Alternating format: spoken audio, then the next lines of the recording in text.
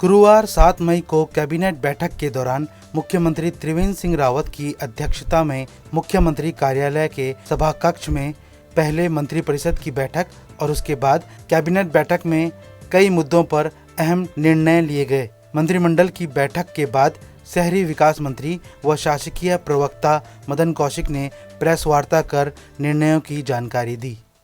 मंत्रिपरिषद और मंत्रिमंडल दोनों ही बैठ के आयोजित हुई हैं। आज 15 लिस्टेड इशू आए हैं, जिसमें से 2 पर चर्चा बाद में की जाएगी, बाकी पर निर्णय हुआ है। कुछ बिंदु ऐसे हैं जो लिस्टेड नहीं थे, लेकिन जिस पर विस्तृत रूप से चर्चा की गई। जैसा राज्य के अंदर कोविड को लेकर विस्तृत रूप से हमने चर्चा की और ऐसी जो राज्य की परिस्थिति, उसकी परिस्थिति के अनुसार ये उम्मीद व्यक्त की गई कि आज या कल को भारत सरकार की जो जिलों की रेटिंग जारी होगी जोन के आधार पर, उसमें उत्तराखंड राज्य ऑरेंज में पूरा का पूरा आने की संभावना है। तो ऐसा लग रहा है देखने के बाद जो हमने पूरा चर्चा की है। हमारे राज्य में जो पॉजिटिव परसेंटेज आ रहे हैं वो 1% से भी कम है। भारत में पूरा देश का जो एवरेज है वो 4% के लगभग है, हमारा 0.74% है। रिकवरी परसेंटेज पूरे देश का 28.8% है, हमारा 64% है। इसी प्रकार से जो राज्य के अंदर हमारे जो 61 हैं, उसमें से 39 रिकवर हो गए हैं। एक डेथ राज्य में दिखाई गई है, लेकिन उस डेथ को अगर हम माने जो एम्स की रिपोर्ट हमें प्राप्त हुई है, उसके अकॉर्डिंग वो कोरोना पॉजिटिव थी, लेकिन डेथ का कोज कुछ और बताया गया है। इसी प्रकार से जब हम अन्य राज्यों से भी तुलना करते हैं, उत्तर प्रदेश की रिकवरी जो हमारे राज्य से लगा हुआ, जिसके आधार पर हम कह रहे हैं कि हम ऑरेंज में आएंगे, उसमें 38% है रिकवरी का, हमारा 64% है। उनके जो सैंपल हैं 10 लाख पर वो 467 है, हमारे 823 हैं। तो इस प्रकार से हम अन्य राज्यों से भी हमने आज पूरा विस्तृत रूप से चर्चा की। आने वाले समय में हम लोगों ने जो पूरी चर्चा इस रूप में की है कि जो अलग प्रकार के हमारे सेंटर हैं, कि जो हमारे डेडिकेटेड कोविड के सेंटर हैं, जिसमें हम ये फैसिलिटीज़ देंगे, जो हैं वो पहले ही मैं बता चुका था, पिछली बार भी 84 के लगभग हैं। फिर इससे ऊपर वाले जो सेंटर हमारे तैयार हैं वो 10 हैं। फिर जो डेडिकेटेड हॉस्पिटल है वो 5 हैं। इसी प्रकार से जो आईसीयू बेड है वो 178 हैं। इसी प्रकार से आइसोलेशन बेड है वो 8695 हैं। वेंटिलेटर हमारे यहाँ जो है वो डेडिकेटेड इस समय 91 हम और देख रहे हैं। हाँ, वो भी पूरा दे रहा हूँ डिटेल्स में वो। इसी प्रकार से जो हमारे पास जो अलग प्रकार से हमने एक व्यवस्था बनाई है कि हम लोग किस प्रकार से आगे सितंबर तक की स्थिति बनाएं, कि हमारे पास वर्तमान में क्या है, आने वाले समय में क्या है, टोटल हम आगे आने वाले समय में और कितना कवर करेंगे। तो हमने इसको जो अभी इस पर चर्चा की, उस चर्चा में हमने पहले सितंबर तक के लिए कहा था कि हमारे पास सारी स्थिति कवर अप है। लेकिन आज हमने जो चर्चा की वो हमने कहा कि सितंबर के बाद अगर थोड़ा और भी ऐसा ही वातावरण रहा जो देश का चल रहा है, तो हम अक्टूबर नवंबर तक के लिए भी हमने उस तैयारी को पूरा किया हुआ है। दूसरा, हम लोगों ने जो बहुत बड़ी चर्चा की है कि जो हमारे राज्य में बाहर से आने वाले लोग हैं वो संख्या बहुत बड़ी है। आगे हम तेज़ी से उनको लेने की तैयारी कर रहे हैं, वो मैं एक डिटेल्स अलग आपको देने वाला हूँ। उसके लिए हमने कहा कि जो गांव के अंदर गांव प्रधान इस समय उनको लेने से कुछ लोग कह रहे हैं, हाँ हमने ग्राम प्रधान को कुछ अधिकार कोविड के अंतर्गत दिए हैं, वो काफ़ी मात्रा के अधिकार है, उनको फंड्स की व्यवस्था की है। तो उनको हम ये कहा कि समझने की आवश्यकता है, इनको गांव के अंदर जिनके पास घर में 2 कमरे 3 कमरे हैं, उनको क्वारंटीन करना, आइसोलेट करना वो गांव में किया जाए, कोई दिक्कत नहीं है। उनसे ये सोचने की आवश्यकता नहीं है कि हमें कि साहब गांव में घुसेंगे तो क्या होगा, ये उनसे हमने कहा है कि आप करिए। जहां आवश्यकता इस प्रकार की नहीं है घर में, वहाँ गांव के बाहर आसपास जो स्कूल होगा उसमें वो व्यवस्था की जा सकती है। तो इस प्रकार से जो भारी मात्रा में लोग आने शुरू हो रहे हैं उन सब के लिए ये व्यवस्था हमने की है, जो अभी तक एक कन्फ्यूजन जैसी स्थिति थी। इसी प्रकार से जो हमारे यहाँ राज्य में करंट स्टेटस है और प्रीवियस स्टेटस है और फ्यूचर का प्लान है, वो कुछ चीज़ों पर मैं आपको कहना चाहूँगा। जैसा हमारे यहाँ आईसीयू बेड जो पहले थे वो 85, करंट में हमने इनको आईसीयू बेड की संख्या 246 और आने वाले समय में 284। इसी प्रकार से जो वेंटिलेटर थे वो पहले हमारे पास 44 थे, इस समय हमारे 246 और आने वाले समय में 261। हमने राज्य के अंतर्गत एक बहुत ही बड़ा निर्णय लिया है। बीच में आप सब लोग बार बार मुझे पूछ रहे थे, कन्फ्यूजन जैसी स्थिति आपके सामने थी, सरकार के सामने कभी नहीं रही। सरकार ने पहले ही कहा कि जितने रजिस्ट्रेशन हमारे यहाँ हो रहे हैं उन रजिस्ट्रेशन के अंतर्गत कुछ राज्यों ने ऐसे निर्णय लिए थे कि वो हमारे लोगों को भेजने में थोड़ा सा कह रहे थे कि हमें आवश्यकता है, दिक्कत है, लेकिन हम बार बार उनसे रिक्वेस्ट करके अपने लोगों को लाने की बात कर रहे हैं। वर्तमान समय तक आज 2 बजे तक 1,70,252 इस प्रकार के रजिस्टर्ड हमारे पास संख्या आई। उसमें से जो अपने व्हीकल वाली संख्या है वो हमारे पास अलग अलग अगर हम जोन में जाएं तो गढ़वाल से 7625 है, कुमाऊं से 4895 है। जो पब्लिक ट्रांसपोर्ट से आना चाहते हैं, जो यानी पब्लिक ट्रांसपोर्ट का मतलब राज्य सरकार जो उपलब्ध कराएगी उससे, और दोनों मंडलों में लगभग 79 और 78,000 के लगभग हैं। तो इस प्रकार से हमने निर्णय लिया कि आने वाले जल्दी ही अगले 4-5 दिन में इस स्पीड को बहुत ज़्यादा बढ़ाई जाए और जो लोग आने वाले हैं उनको तेज़ी के साथ लाया जाए। टोटल 1,70,252 जो अपने व्हीकल से आने चाहते हैं वो गढ़वाल में 7625, कुमाऊं में 4895, जो सरकार से जिन्होंने कहा कि आप व्हीकल उपलब्ध कराओ वो गढ़वाल में 79,592 और कुमाऊं में 78,137। ये टोटल हमारी है। राज्य सरकार ने तय किया है कि अगले कुछ दिनों में भारत सरकार से लगातार वार्ता करके लंबी दूरी की ट्रेन हमने डिमांड की है, सूरत से या दक्षिण भारत से या अन्य राज्यों से, ये हमें स्वीकृति लगभग प्राप्त हो गई है। इससे अलग हमारी बसें इस काम में लगी हुई हैं। हमने अलग अलग हरिद्वार हो, देहरादून हो, हल्द्वानी और रुद्रपुर हो, अलग अलग सेंटर बनाए हैं, उससे हम भेजेंगे। अगर आज मैं जो हम अगले 3 दिन का प्लान मैं आपको बता रहा हूँ, ये ट्रेन से अलग का है। जो 7, 8 और 9, 7 तारीख से 9 तारीख तक जो यात्रियों की संख्या है वो जो हमने तैयार की है वो अल्मोड़ा में 1935 लोग हैं जिनको हमें अन्य देश के जगह से लाना है। चंपावत में 679 लोग हैं जो अन्य देश के भागों से लाना है। हरिद्वार में 131 हैं जो लाना है। पौड़ी से 1512 हैं। उधम सिंह नगर से 335 हैं। ये टोटल 4592 है जो हमें 7 तारीख को लाना। लेकिन इसमें 2 जिले अल्मोड़ा और पौड़ी गढ़वाल, यहाँ संख्या बहुत अधिक है, इसे 2 पार्ट में लाएंगे, 7 तारीख को भी और 9 तारीख को भी।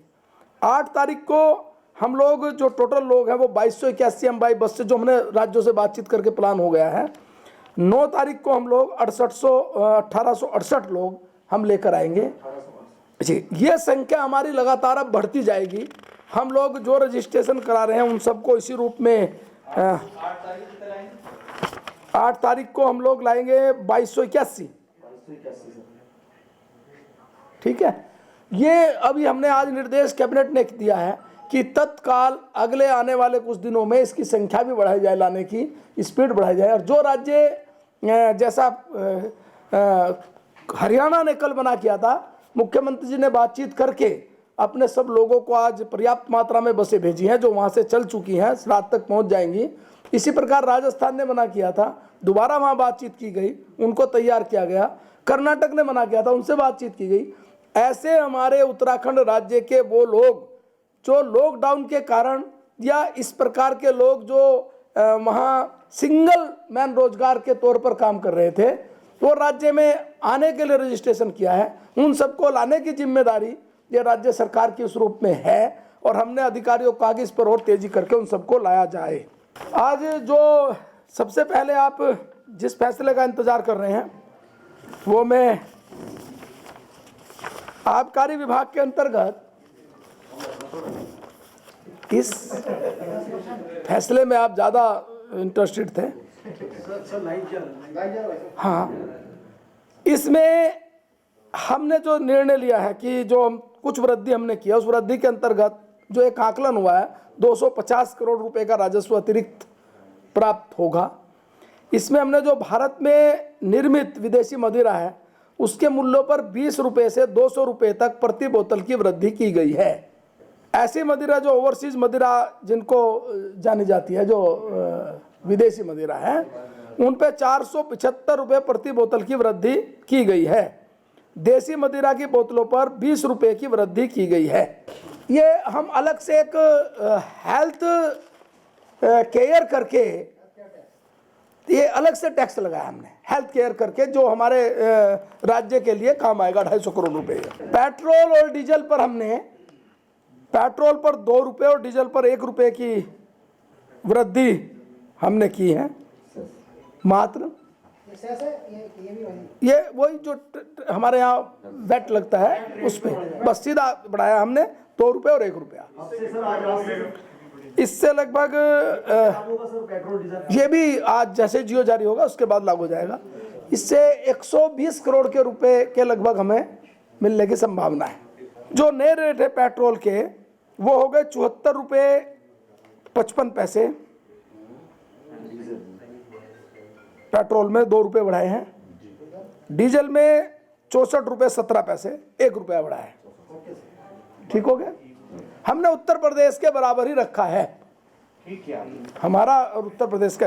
अभी जो हमने प्रमुख रूप से एक खाद्य नागरिक आपूर्ति विभाग के अंतर्गत हम लोगों ने जो पहला हम लेकर आए हैं कि इसमें उत्तराखंड खाद्य नागरिक आपूर्ति और उपभोक्ता मामलों में जो विपणन शाखा है उसके अधीन से सेवा नियमावली 2020 को हम लेकर आए हैं। इसमें केवल हमने इतना किया है, जो ये अधिकारी थे इनकी भर्ती पहले अधीनस्थ सेवा चयन आयोग के द्वारा होती थी, अब लोक सेवा आयोग के द्वारा होगी। ये केवल एक निर्णय लिया है हमने। ये दूसरा, हेमवती नंदन बहुगुणा चिकित्सा शिक्षा विश्वविद्यालय में हम लोग एक नियमावली लेकर आए हैं, नियमावली 2020। इसमें जो हम लोगों ने, क्योंकि राज्य में वर्तमान में जो राजकीय मेडिकल कॉलेज श्रीनगर, हल्द्वानी, देहरादून संचालित है, इसमें MBBS, MD और MS पाठ्यक्रमों का जो कार्य अध्यापन का किया जा रहा है, तो इससे संबंधित हमने जो पहले से थी कि नियमावली ना होने के कारण दिक्कतें थी, वो नियमावली हम लेकर आए हैं। बाकी इसमें कोई वो नहीं है, वही बिंदु है कि नियमावली में कुलाधिपति के अधिकार, सचिव के अधिकार, कुल सचिव के अधिकार और ये सारे अधिकार है। नियमावली ना होने के कारण थोड़ी दिक्कतें थी, वो हम इसमें लेकर आए हैं। हेमवती नंदन, अगला नेक्स्ट बोल रहा हूँ मैं, हेमवती नंदन चिकित्सा शिक्षा विश्वविद्यालय अधिनियम में एक छोटा सा संशोधन लेकर आए हैं। जो हेमवती नंदन बहुगुणा चिकित्सा शिक्षा विश्वविद्यालय की नियुक्ति की अधिकतम सीमा वो 65 वर्ष थी कुलपति की, उसको 70 वर्ष किया जाना ये मंत्रिपरिषद ने ओके किया है। और साथ साथ द्वितीय अवधि के लिए भी नियुक्त किए जाने का, जिसकी आयु 65 वर्ष नहीं हुई है वो भी अप्लाई कर सकता है, द्वितीय उसको वो चांस मिलेगा। कृषि विभाग में मैं पहले बता चुका हूं, इसमें कुछ बताना नहीं है। कृषि उपज और पशुधन विपणन अधिनियम 2017 हमने यथावत लागू किया था। उसमें पूरा मैंने डिटेल बताई थी, उसमें इतना संशोधन किया है। ये भारत सरकार का है, हमने यथावत राज्य में लागू किया। इसमें मंडी परिषद के अध्यक्ष, पहले अध्यक्ष का अधिकार वो सरकार को था, लेकिन अगर वो उसका फिर उसके बाद उसका चुनाव करना था। अगर चुनाव नहीं होता तो उसको राज्य सरकार नॉमिनेट कर सकती है। बस ये हमने एक छोटा सा परिवर्तन। हाँ। एक पिछली बार हमने निर्णय किया था कि कोविड से बचाव के लिए आयुर्वेदिक औषधि किट के संबंध में मैंने बताया था कि हमें खरीदने के लिए।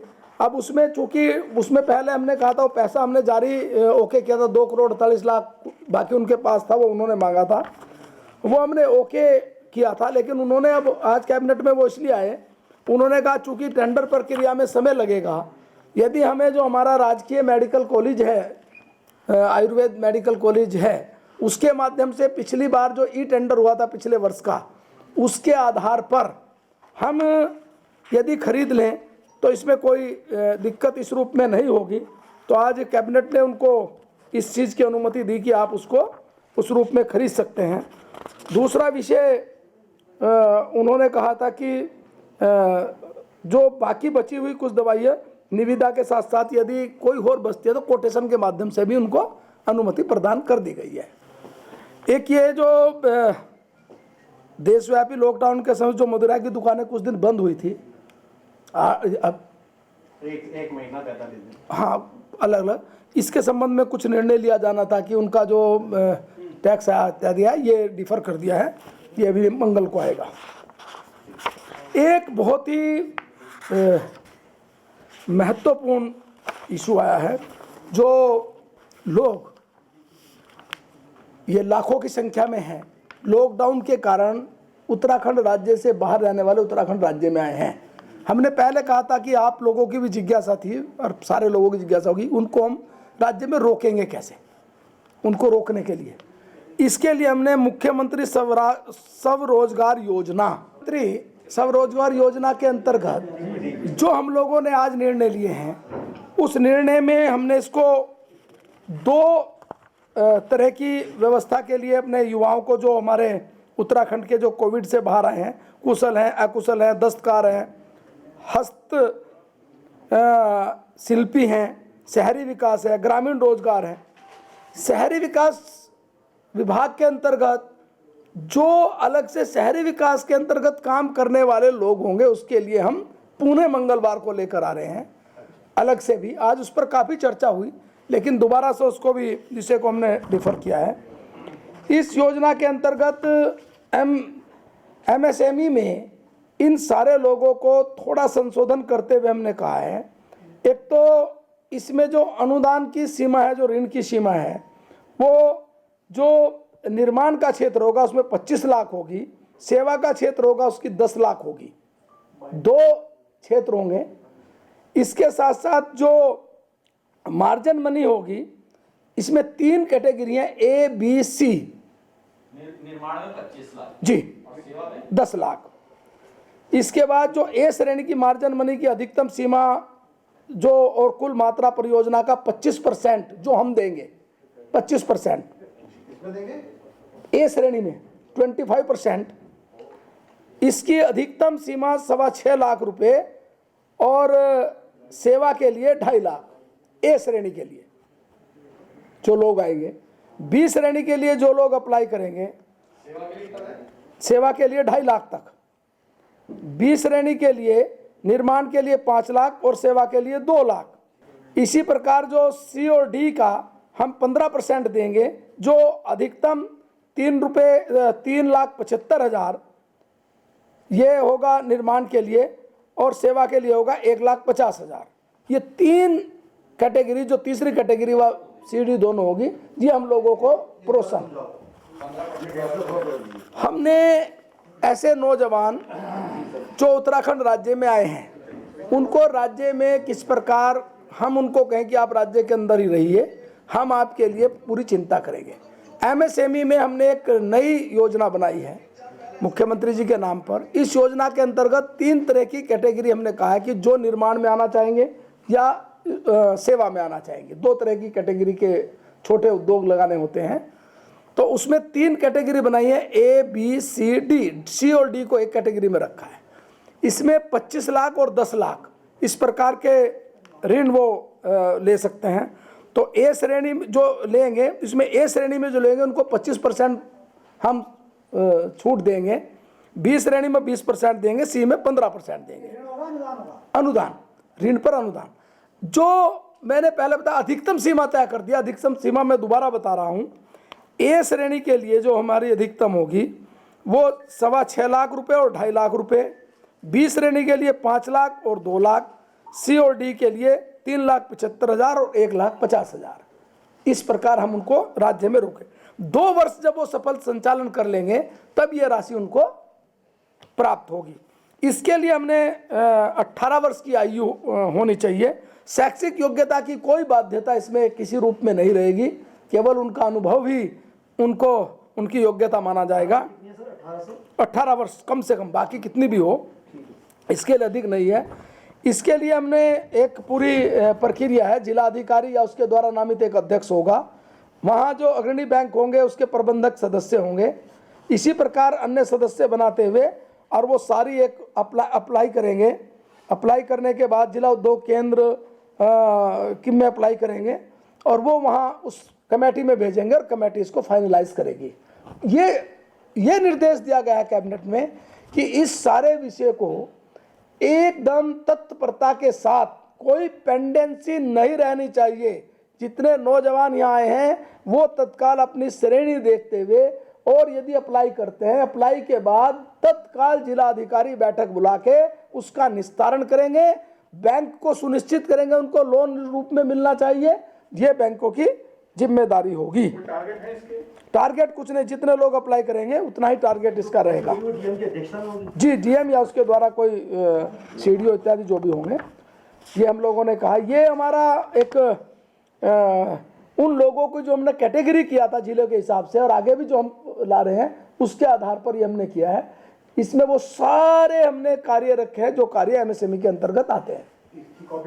इसकी एक पूरी कॉपी मैं आपको भिजवा दूंगा, जिससे आपकी डिटेल्स ये पहुंच जाएगी। इसी प्रकार एक जो हमारे राज्य में कारखाने इत्यादि के संबंध में कोविड को लेकर कुछ निर्णय लिए गए हैं, इसमें भारत सरकार के द्वारा भी इस प्रकार इंगित किया गया था। एक तो जो कारखाने चल रहे थे वो 2 पालियों में 11-11 घंटे तक चलाए जा सकते हैं। नहीं, पहले पूरा सुन लीजिए। 11-11 घंटे तक 2 पालियों में चलाए जा सकते हैं।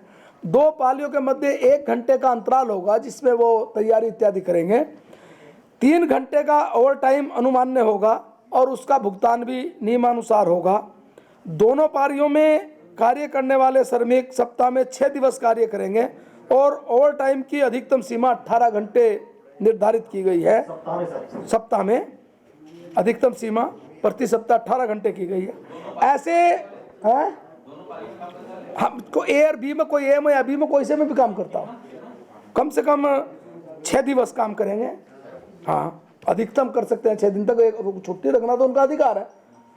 और 18 घंटे प्रति सप्ताह ओवर टाइम उनको मिलेगा, जिसका भुगतान नियमानुसार क्या है। ऐसे उद्योग जिनमें एवरेज चलना है, जिनको बीच में नहीं रोका जा सकता, उनमें 12-12 घंटे की 2 पालियां होंगी, जिसमें 4 घंटे ओवर टाइम होगा और जिसका भुगतान भी नियम के अनुसार किया जाएगा। यही 6 दिवस काम करने की वो रहेगी, और जो ओवर टाइम की सीमा वो 24 घंटे रहेगी।